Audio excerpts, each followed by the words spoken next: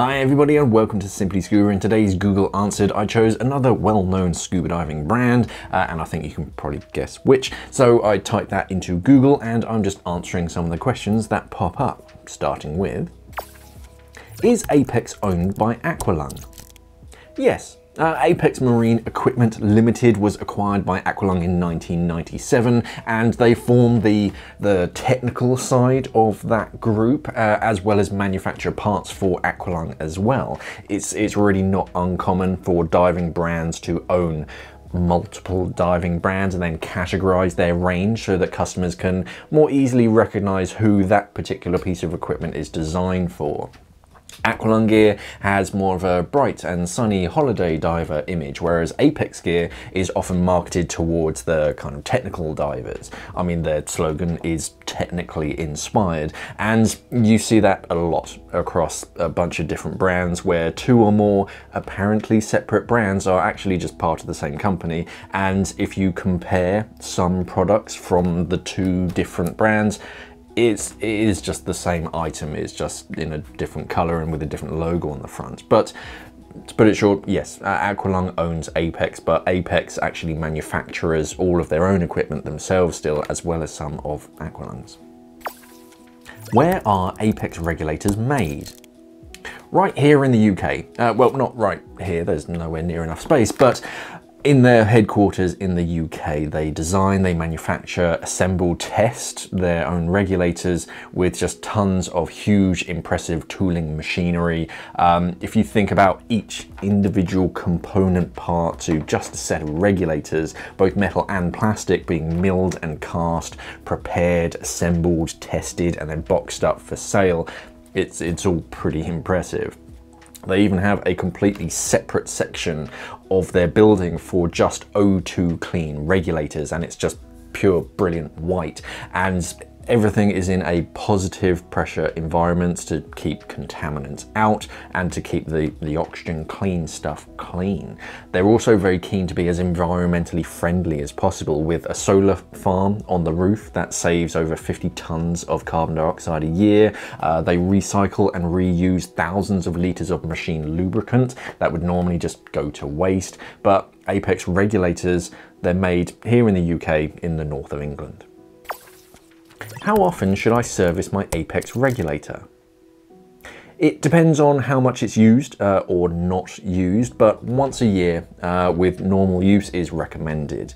Parts start to wear out and harden, and they just need to be replaced periodically, and Apeks recommend once a year by a qualified technician who's employed by an authorized dealer.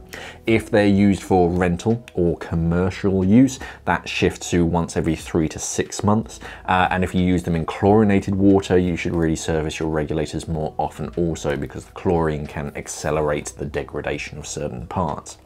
Apeks regulators do have a limited lifetime warranty to the original owner of the regulator, but of course this doesn't cover absolutely everything. It's pretty fair and reasonable, but if you abuse your regulator, of course it won't be covered, and the replacement parts that are expected to wear over time, they're not including then that neither. How long does a scuba regulator last? A long time, as long as you look after it. It may get to a point where it's a bit like Trigger's broom as you replace parts over time, but as long as you don't bash it about and you clean it properly between dives and get it serviced when it needs it, there's no reason it won't last for decades. It's the soft parts like the O-rings, the hoses, the mouthpieces that will need replacing the most frequently over time, and occasionally some of the hard parts that do wear over time will need replacing.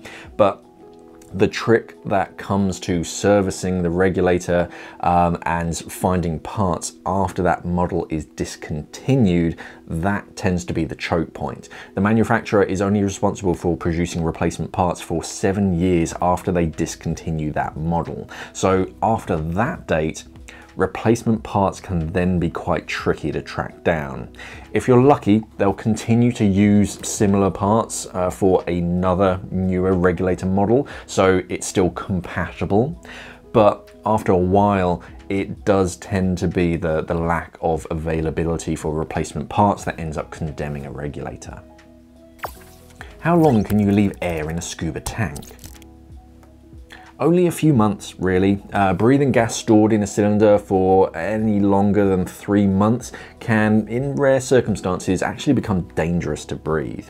High pressures of gas, especially oxygen-rich gases, can react with the metal of the cylinder and actually create carbon monoxide in some cases. Over long periods, gases and minuscule contaminants can settle inside and collect, damaging the walls of the cylinder and accelerating corrosion, which is obviously a bad thing. If you're planning a period of storage, say over the winter period, then it's best to drain your cylinders, not completely, but down to just a few bar, so that inside it still has enough pressure to push any moisture out should you open that valve. And if it's going to be, or if it has been a few months since you had your cylinder filled and you're then going for another dive, it's best that you drain that one down and get some fresh gas before your next dive. For the money that you're saving, it's really not worth running the risk of getting a bad breathe from that old gas. So do your best not to store full cylinders for any more than 3 months. And if you are storing your cylinders, try and store them upright as well. Hopefully you learned something interesting today from that, but if you have any interesting scuba diving facts, then let everybody know down in the comments below. And then, of course, remember to head over to simplyscuba.com. Thank you for watching, everybody, and of course, safe diving.